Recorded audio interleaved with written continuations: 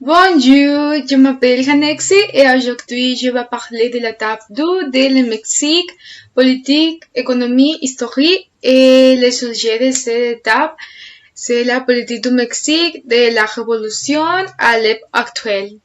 Ce combat a commencé en 1910 et s'est terminé en 1924.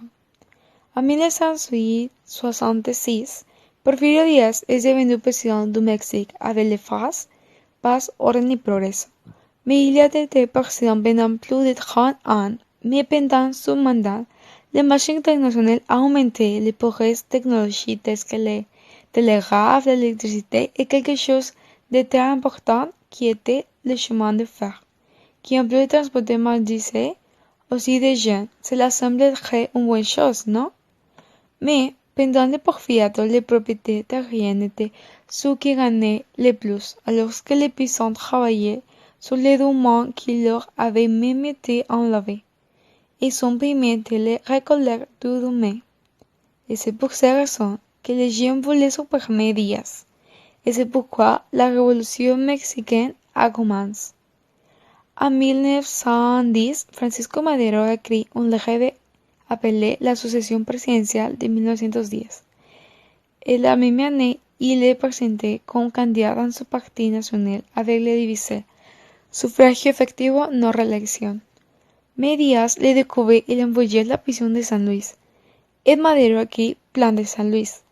Dans ce plan, il appelait les gens à se soulever contre Díaz. Francisco Villa dirigeait la division del Norte. Et dans le sud du pays, Emiliano Zapata se battu avec le slogan Tierra y Libertad.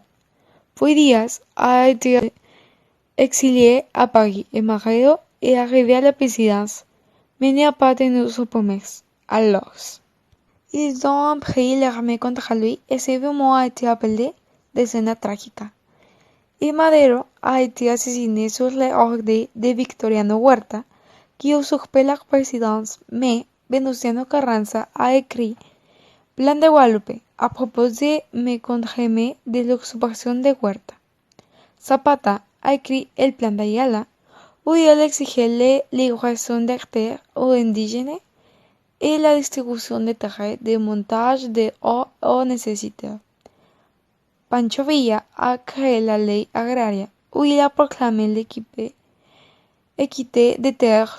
Huerta a quitté le Mexique et lorsque Carranza est devenu président, les rebelles ont pensé qu'il ne s'identifiait pas eux et il y a une confrontation où il y avait deux côtés, Carranza y Obregón, et zapatistas y villistas. Plus tard, sous les ordres de Carranza, ils ont assassiné Emiliano Zapata. Et en 1915, Carranza remportait une victoire et ensuite convoqué un congrès à Querétaro pour rédiger la Constitution de los Estados Unidos Mexicanos 1917, qui nous revenons aujourd'hui.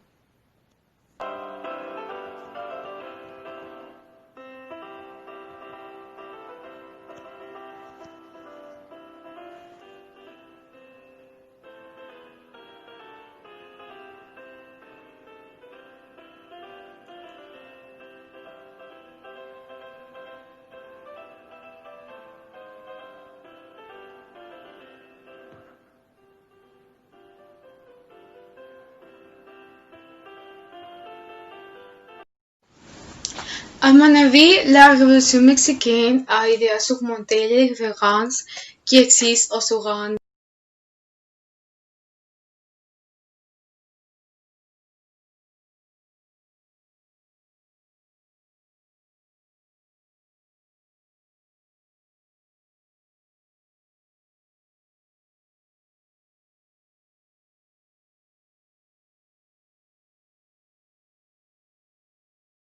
comme cette époque.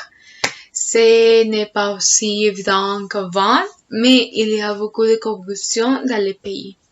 Un exemple est ce qui y est passé en 2006, bien que cela ne soit pas confirmé, il y a des soupçons de fraude électorale.